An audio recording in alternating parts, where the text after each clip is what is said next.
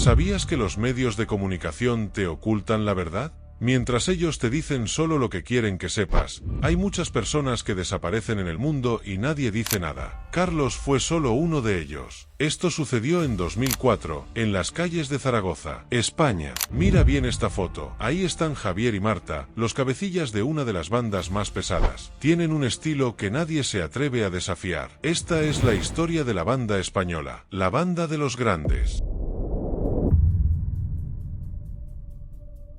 En 2004, en una de las calles del barrio industrial de Zaragoza, una ciudad ubicada en la región de Aragón, España, Carlos, dueño de una de las fábricas más grandes, volvía a casa como todos los días. Antes de salir de la fábrica, siempre llamaba a su familia para decirles que ya venía para almorzar, alrededor de las 3. La familia lo esperaba, pero pasaron más de 1 hora y 20 minutos y Carlos no llegó. Intentaron llamarlo, pero su teléfono estaba apagado. Entonces, decidieron llamar a uno de los empleados de la fábrica para que saliera a revisar el camino y ver si todo estaba bien con Carlos. El trabajador salió y empezó a buscarlo por todos los lugares posibles, pero no había ni rastro de él. Estuvieron así durante 2 horas, hasta que, a las 6 de la tarde, recibieron una llamada de un vecino que conocía bien a Carlos. El vecino les dijo que había visto a Carlos en su coche, pero que una furgoneta le había cortado el paso. 4 tipos armados bajaron de la furgoneta, se acercaron al coche de Carlos, lo subieron y mientras uno se lo llevaba, otro se quedó con el coche de Carlos. Los 2 vehículos arrancaron y se desvanecieron en la nada. El vecino, que ya conocía bien a la familia, les dijo que los tipos iban con la cara cubierta, completamente enmascarados, y que sus voces no le sonaban de nada.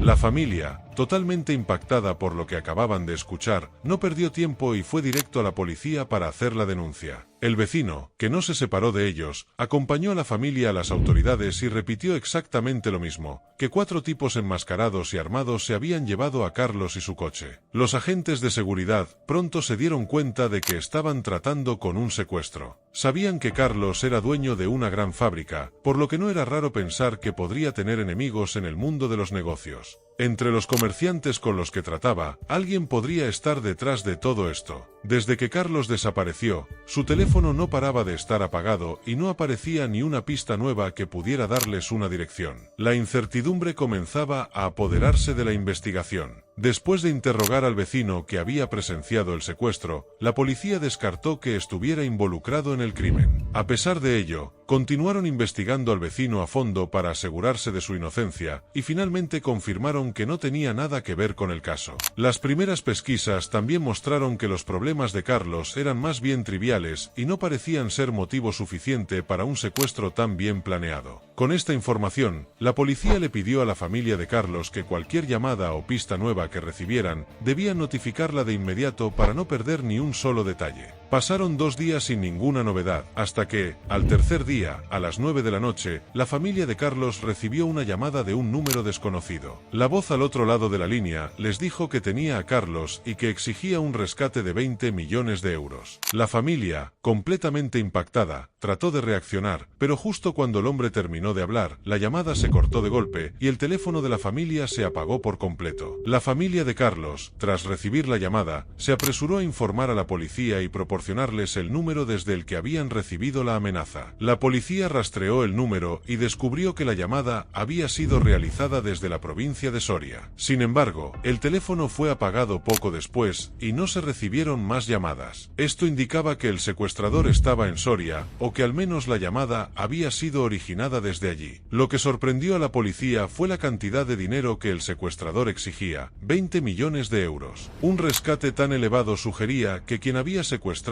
a Carlos sabía exactamente cuánto dinero podría reunir la familia. Esto apuntaba a que el secuestrador conocía muy bien tanto a Carlos como a su entorno. Los investigadores comenzaron a sospechar que la banda responsable de este secuestro no era cualquier banda común. Se trataba de una organización altamente especializada que seleccionaba a sus víctimas con precisión. No solo sabían a qué hora Carlos salía de su fábrica, sino que también conocían el camino que tomaba hacia su casa y la rutina diaria que seguía. Cada movimiento de Carlos había sido cuidadosamente vigilado, y su secuestro había sido planeado con una meticulosidad sorprendente. La policía comenzó a revisar los registros de secuestros previos, buscando patrones similares en la forma de operar de la banda. Mientras tanto, varios informantes comenzaron a proporcionar información confidencial. Según los datos, numerosas familias ricas habían sufrido secuestros, pero nunca habían denunciado el hecho. En lugar de hacerlo, se habían comunicado directamente con la banda y pagaron el rescate, que nunca era menor a 10 millones de euros. Lo más interesante para la policía era que la banda tenía una estrategia clara. Solo secuestraban a personas de familias con gran poder económico y siempre pedían grandes sumas de dinero, sabiendo que podían pagar. Este patrón les permitió operar con un alto grado de confianza, ya que las víctimas no acudían a la policía por miedo a perder a sus seres queridos. Este enfoque permitió a la banda operar con eficacia, sin necesidad de esconderse demasiado. Sabían exactamente a quién seleccionar y cómo manejar la situación para asegurarse de obtener grandes rescates. La policía, al darse cuenta de esto, intensificó su investigación, buscando conexiones entre los casos no denunciados y cualquier pista que los informantes pudieran haber dejado. El asunto era serio. Esta banda elegía sus víctimas a dedo, todas familias ricas y capaces de pagar rescates millonarios. Pero lo más extraño es que ninguna de estas familias había denunciado el secuestro de sus hijos. Preferían soltar el dinero y no meter a la policía en el asunto. Eso complicaba las cosas para los investigadores, que estaban en un callejón sin salida, sin denuncias ni rastros claros. Los secuestradores sabían lo que hacían y parecían tener todo bajo control, con una estrategia bien calculada y una confianza que dejaba a la policía sin mucho margen de maniobra. Después de 2 días en silencio, el teléfono volvió a sonar en casa de la familia de Carlos, pero esta vez, desde otro número. Alguien, con una voz fría, preguntó sin rodeos si ya tenían listos los 20 millones. La familia, nerviosa, pidió un par de días más para reunir todo el dinero. El tipo al otro lado aceptó, pero no sin soltar una advertencia directa. Esa sería la última llamada. Y más les valía cumplir, porque si no, las consecuencias con Carlos iban a ser graves. Tan pronto como colgaron, la familia de Carlos fue directa a la policía con el nuevo número. Al rastrearlo, los agentes dieron con una ubicación en Teruel, lo que confirmó sus sospechas. Esta banda sabía cómo evitar que lo siguieran de cerca. Cambiaban de provincia con cada llamada, moviéndose como piezas en un tablero, siempre un paso adelante.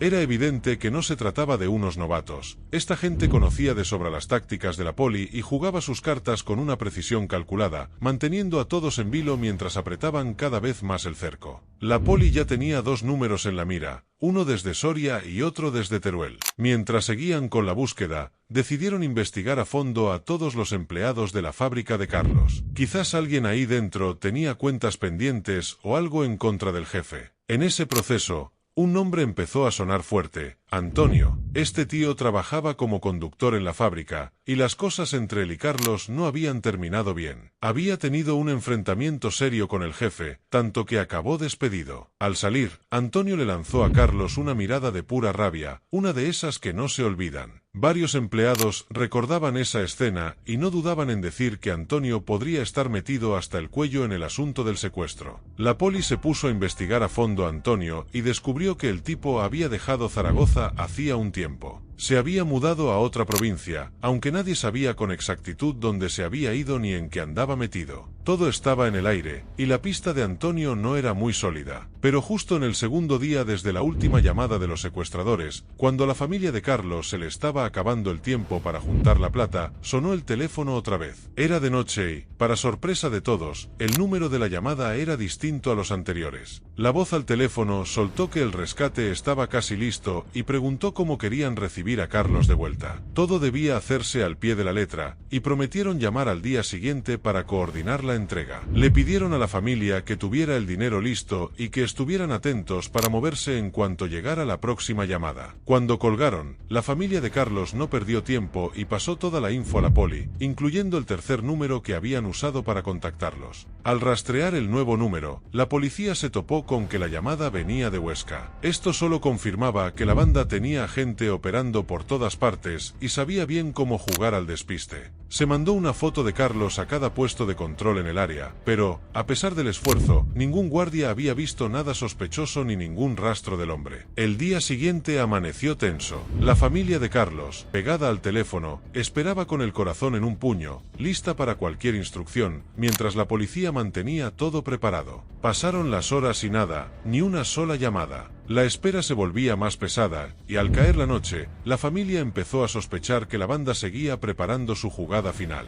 Parecía que los secuestradores no iban a dar ni un solo paso sin asegurarse de que todo saliera según lo planeado. La conexión fue inmediata. La policía, al verificar que el número había sido rastreado hasta la zona de Delicias, donde residía Antonio, empezó a conectar las piezas del rompecabezas. Todo apuntaba hacia él: su despido de la fábrica, la animosidad con Carlos, su misteriosa desaparición después de dejar Zaragoza y ahora la coincidencia de que el número de la primera llamada se activara en su barrio. Con esta información en mano, la policía se movilizó rápidamente. Sabían que estaban a punto de dar con una pista crucial, y antes de que Antonio pudiera escapar o deshacerse de cualquier evidencia, montaron un operativo en la zona de Delicias. Inmediatamente, un equipo de seguridad se dirigió a Delicias y arrestó a Antonio. Al principio, intentó negar su participación en el secuestro, pero después de un rato, confesó que formaba parte de la banda. Sin embargo, su rol era limitado. Antonio solo hacía las llamadas de extorsión y grababa los vídeos pidiendo el rescate. Su tarea era trasladarse de una provincia a otra para realizar cada una de las llamadas, desde Soria, Teruel y Huesca. Antonio no tenía mucha conexión con los jefes de la banda, pero sabía quiénes eran dos de los principales: Marta y Javier.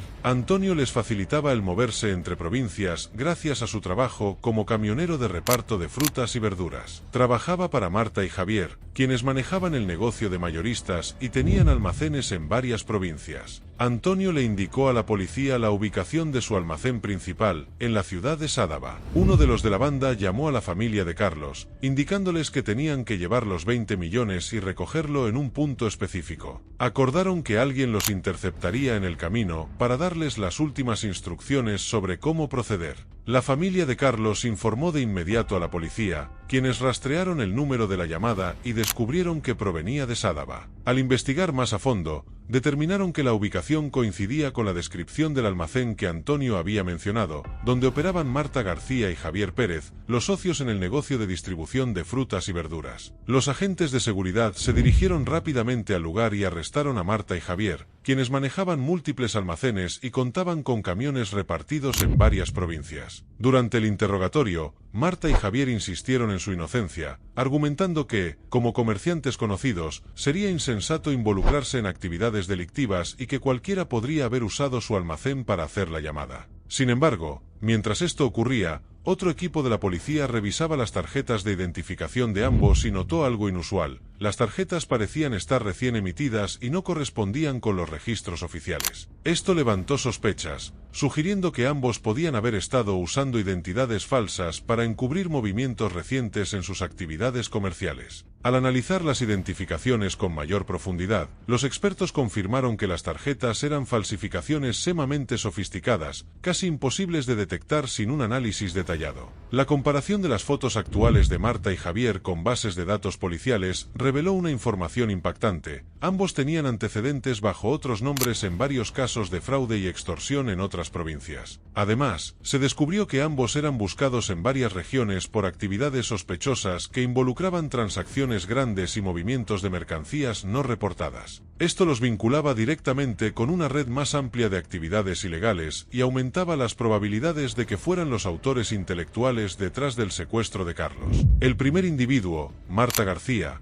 cuyo nombre real era María, tenía múltiples condenas previas por asesinato y secuestro con armas, además de 13 órdenes de arresto en su nombre. El segundo, Javier Pérez, en realidad se llamaba Juan, y también tenía múltiples sentencias de prisión perpetua. Ambos eran de Zaragoza. Tras su arresto y la revelación de estos datos, los agentes descubrieron que Carlos nunca había salido de Zaragoza. En realidad, Carlos se encontraba en uno de los almacenes de la banda en Zaragoza. Finalmente, fue entregado a su familia sano y salvo. Pero, ¿quiénes eran realmente María y Juan? Eran dos de los criminales más peligrosos que podrías imaginar, y solo sus condenas ya lo decían todo. María siempre había trabajado en bandas de secuestro y robo, pero en un papel menor dentro de organizaciones criminales más grandes. Sus operaciones eran relativamente simples, solo intimidación o recuperación de dinero para otras personas, y solía quedarse con una pequeña parte de lo que obtenían. Cuando vio que las órdenes de arresto en su contra aumentaban, decidió cambiar de vida y se convirtió en líder de una banda de secuestros, pero de una forma completamente diferente. Pensó en un sistema de trabajo en el que nadie pudiera romper las reglas. Los secuestros secuestros y las extorsiones solo se harían a personas muy ricas, y el rescate nunca podría ser inferior a 5 millones de euros. Además, planificó con mucho cuidado la seguridad de la banda. A principios de 2009, María conoció bien a Juan, con quien había trabajado en las mismas bandas. Ambos acordaron asociarse para crear una nueva banda, más grande y organizada. Lo primero que hicieron fue falsificar sus identificaciones con una calidad impresionante. Abrieron un almacén de frutas y verduras para cubrir sus actividades y hacer que parecieran comerciantes legítimos. En su primer secuestro, exigieron un rescate de 5 millones de euros y tuvieron éxito. Secuestraron al hijo de un empresario y usaron varios almacenes en distintas provincias para esconder a sus víctimas, lo que les permitió moverse libremente entre ellas. El grupo estaba formado por 6 personas, Juan y María, quienes se encargaban de la planificación, y otros 4 miembros encargados de ejecutar los secuestros. Así, seguían operando y ganando grandes sumas de dinero hasta 2014, cuando fueron capturados por el caso de Carlos, gracias a la intervención de su familia y la colaboración de la policía. Si no fuera por el error de Antonio al activar su teléfono en Delicias, tal vez el caso nunca se habría resuelto. Sin embargo, la policía seguramente hubiera encontrado otras formas de rastrearlos. Juan y María fueron responsables de numerosas muertes y secuestros. En total, habían ganado más de 100 millones de euros con sus crímenes. Afortunadamente, fueron detenidos, y el peligro que representaban para la sociedad terminó con su captura.